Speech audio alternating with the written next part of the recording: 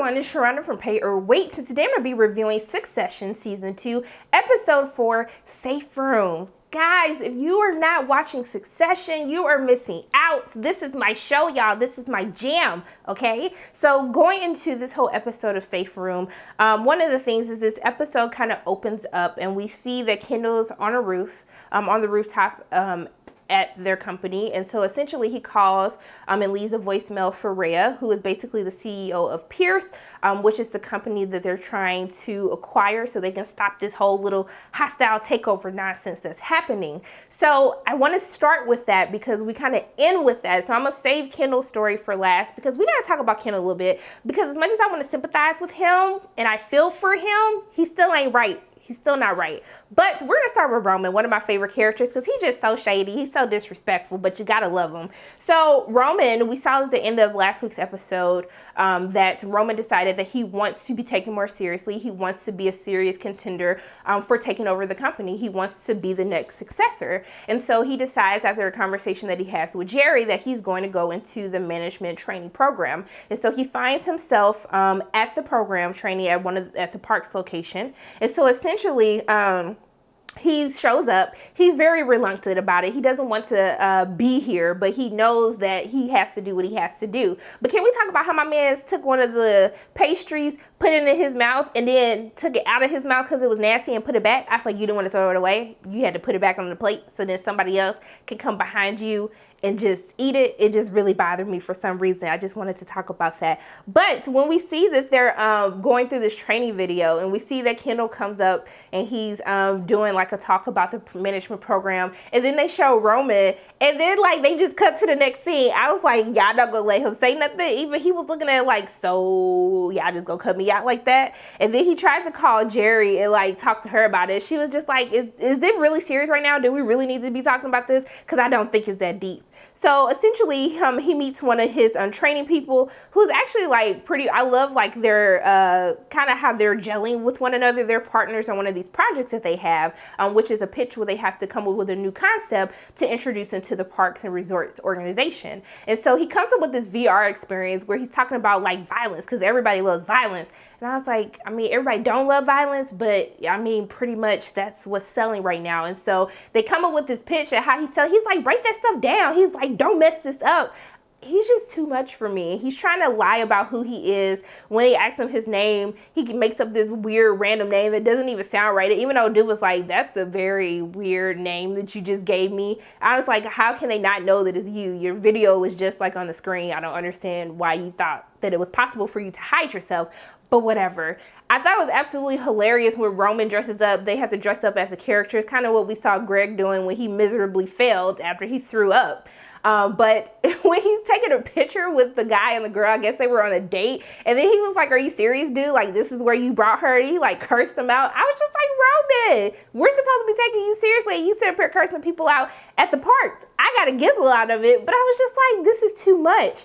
So, I thought it was hilarious that while he's in training, because he's so bored, because he can be doing so many other better things with his life, that he sends Gerri a text and he says, I'm going to kill myself. And then she sends him back a thumbs up. I was like, Gerri, I mean, we know he wasn't serious, but what if he was serious? You just going to send a thumbs up when someone said they want to kill themselves? But I did get a chuckle out of it. One of the things that I find the most fascinating is Roman's relationship with Tabitha. So Tabitha is the girl who like sucked off Tom at his bachelor party and then made him eat his own. That's just a whole nother story. But they're trying to have phone sex. So he's going to be away for the next couple of weeks doing this management training program. And so they decide that they're going to do like phone sex. And so she starts talking to him, like trying to get him in a mood and stuff. And then he was like, he basically says like, you don't have to be so specific in what you're doing. And I was just like, isn't that the point of phone sex? Like, you guys aren't there with each other yet, obviously not FaceTiming.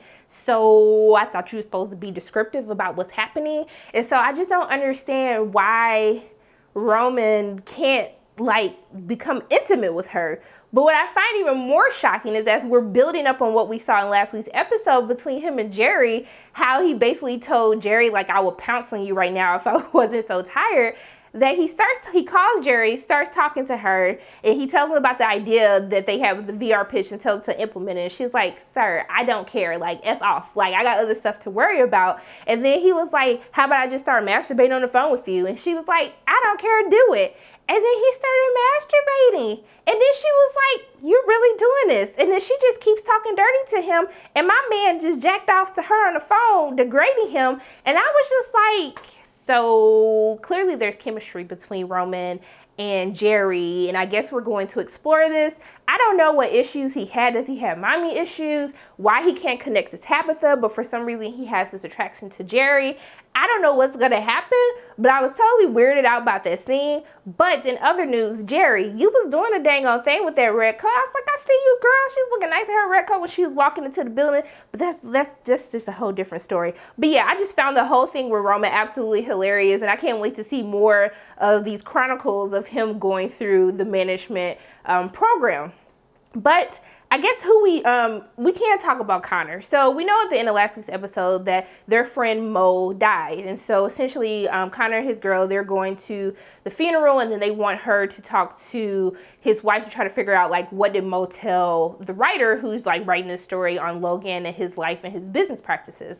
And so basically when they get there, she's telling the lady like, I'm so sorry about your loss. Like, you know, we heard so many great things about Mo. And she's looking at her crazy. And I'm like, why is she looking at her crazy? I thought that they were at the wrong funeral or something. But then he tells her like his real name wasn't Mo. And she was like, why were y'all calling him Mo? Like, what is his name? And he was like, his name is like Lester.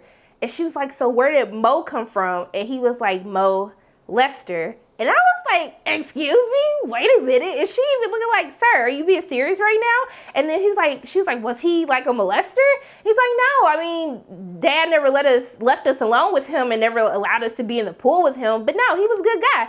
I was like, that don't sound right, but I'm gonna go with you on this.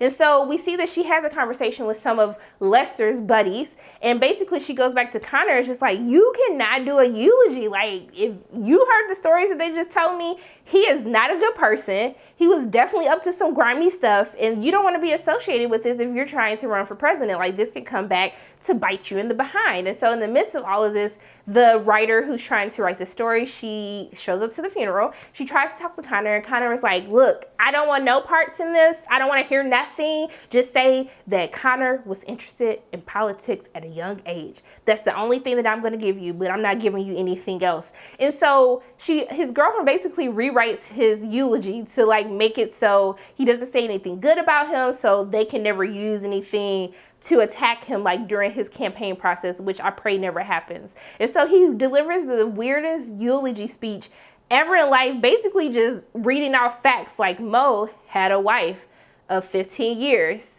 and she is very sad. I was like, sir, you could have sat down for all of it. You could have kept this to yourself. I don't even understand why you got up in the first place to say this, but I was just like, it was just way too much. So we're gonna move to Tom and Shiv. So Shiv and Tom, at the beginning of the episode, they're in the car together. She's going in to actually shadow people. No one knows that Logan's technically chosen her as his successor. And so basically she just says like, hey, I'm just here shadowing, you know, it's nothing, whatever. But in the midst of this, there is this crisis that is happening right now. So they've hired a new reporter at ATN. His name is Mark, and everyone thinks he's a fascist because he got married at Hitler's retreat. He's like, he's done some, like, name the dog Blondie, which was like Hitler's pet's name, just all types of crazy stuff. So people are out there protesting, you know, everyone's kind of on high alert. They're trying to figure out like what they're going to do about this. And so they're basically saying like, do we need to get rid of him? Like, what is happening? And they were like, Sid, the other president that hates Tom of ATN, she's just like, we don't need to do that, because if we get rid of him, then like what else are they gonna like basically try to do with our company? So Tom has to interview him,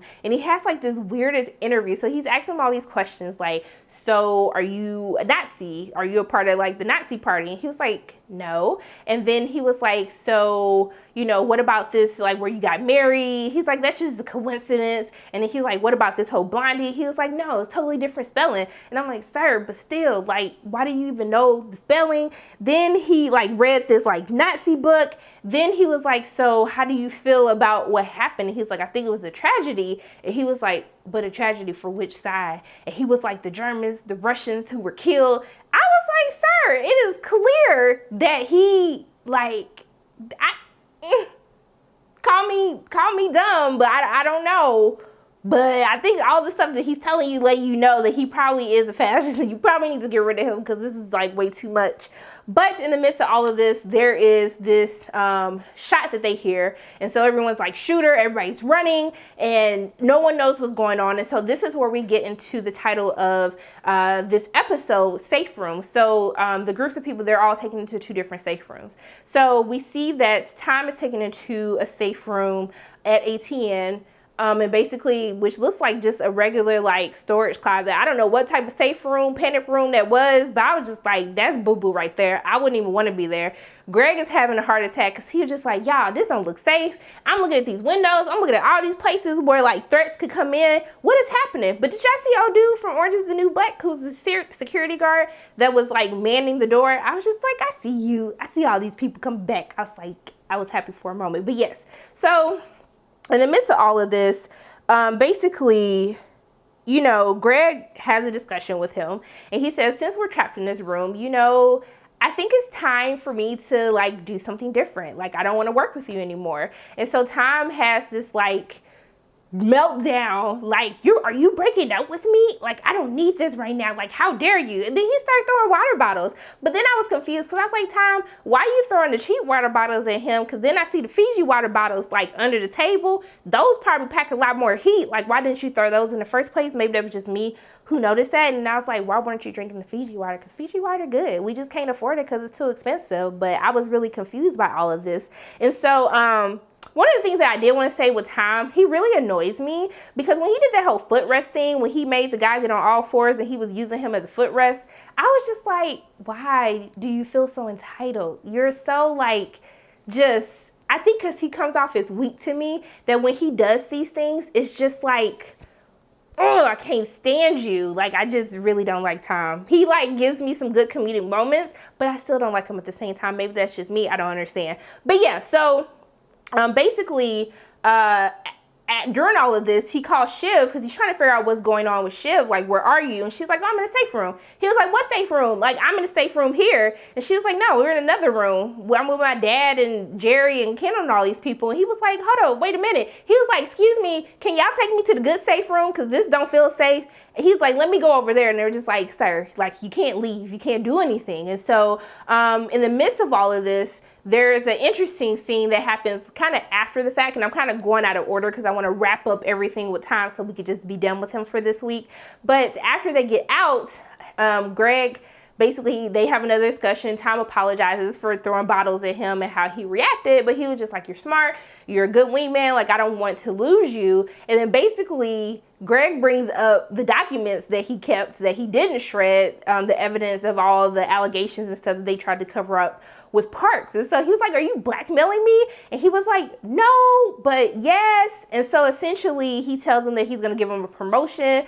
And I don't know what's going to happen with that, but I was really hoping that Greg could get from under Tom because I really don't like him with Tom. I think he'll be better suited going with Kendall or somebody else. But yeah, I'm just interested to see how that happens. But Greg is becoming one of my favorite characters because I found him very annoying in season 1 and still in season 2 a little bit. But he's just like, he's so annoying that you just have to love him at the same time, especially for his interactions that he has with Tom since he has to deal with him all the time.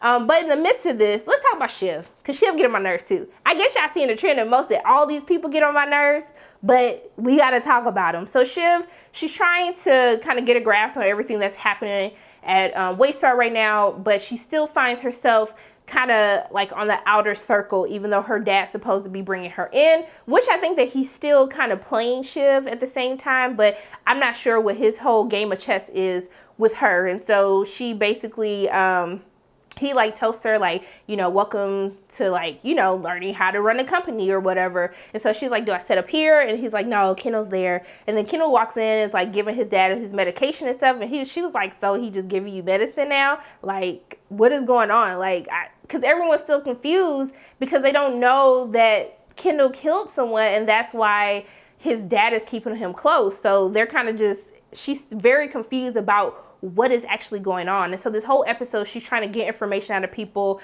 She sees someone talks to Gerri about something, and then Gerri ends up telling her about how they knew that Kendall was shoplifting. And then she was like, so he could just shoplift and he got money to pay for stuff, and we're just okay with that? We're just gonna sweep it under the rug? Like, we're not even gonna confront Kendall and tell him that we know he's shoplifting? And she was just like, yes, like, there's nothing that we can do. And so she's just being nosy, prying her nose at everybody's business this whole episode. And I was like, Shiv, go find something to do. Make yourself useful. But she ends up doing so when they're all kind of trapped in this safe room. So before all of this takes place, going into Logan and Kendall, we see that Rhea, played by Holly Hunter, who was absolutely amazing. I loved her in this episode. She's the CEO of Pierce, and so they're having a meeting because she's basically giving them a message that, hey, the Pierce family told me to tell you to F off. They don't want nothing to do with you guys. I don't know why you guys are bringing this up. Actually, I know why, because you're trying to make yourself so big to where no one can really try to come and take you out. Like, we see you, but we're not here for you. We don't want nothing to do with you. And so she made herself very clear. So she was like, you know, I'll just stay here for a little bit and then I can see myself out because there's nothing else for us to talk about. But because of the shooter alert, she finds herself in the safe room. And so it's Logan, Gerri, Kendall, and Shiv. And so they start having this conversation, and so essentially, Shiv brings up like kind of this acquisition and what's going on with it, and so they're having this conversation. And one of the issues that come up is the culture. And Kendall and Shiv are kind of tag teaming, trying to, you know, tell her why something like this could work, like why there shouldn't be any objections that the family should have against them acquiring Pierce. And so then Kendall started dropping numbers. He was like 21 billion. And then she was like, excuse Dad, like, he can just sit up here, he can just shout out numbers, like he has that type of leverage, he can just do what he want to do. And so then like they're going back and forth. She'll start talking about culture or something, and then Kendall will throw out another number, and then Logan start throwing out numbers. And so then Rhea's sitting up here like, okay, y'all got me a little interested, go ahead, keep talking these numbers, but it's not gonna matter, but I'm gonna sit here and listen to you guys. And so I think it's funny because, you know, they talk about one of the biggest issues that they have, which we've been talking about for the past 2 episodes, is that Pierce is like real news. ATN is kind of like just fake news. I hate that I'm using this reference, but yes. And so one of their issues is that they think that Logan's going to gut all the employees, that they're going to, like, you know, bring down the stature. Because, you know, my girl Rhea was like, all we eating over here at Pierce is Pulitzers. And I was just like, oh, go ahead and give him this shade. So basically he says like, hey, I'm a man of my word. He was like, I'm not going to gut them. You guys can keep everyone the same. Like, this is a good deal for everyone involved. And he was like, ask my kids. When I say I'm going to do something, I'm going to do it. And then I was like, well, really, no, because all this got started because you told Kendall that he was going to take over, and then you reneged on that. Then you told Shiv, and now you kind of icing her out for Kendall. So that's not necessarily a true statement, Logan. But the kids was like, yeah, that's true. And I was like, now y'all know y'all lying. But the talk seemed to go pretty good, to the point where when she's leaving, kind of when all of them are let out of this safe room, she basically tells Logan like, hey, if you really want to come at this like on some good terms, you need to get rid of Mark. That'd probably be a good, nice little gift to the family. And then maybe we can kind of talk about something. And so one of the things that I find so interesting is that when all of this is happening, when they hear about the shooter, they're in a safe room, the first thing that Logan says is, where is Kendall? Is Kendall okay? And so this brings me into Kendall, because I think that we kind of forget that this season started off like a day and a half after he killed the kid in the car accident at Shiv's wedding. I think we're still missing that. And Kendall is really still going through it. And we see that he steps up on the ledge in the episode when he's outside on the rooftop while he's smoking, and it almost seems that he's going to try to kill himself, or that he's contemplating that as he's looking down, what would happen if I would jump?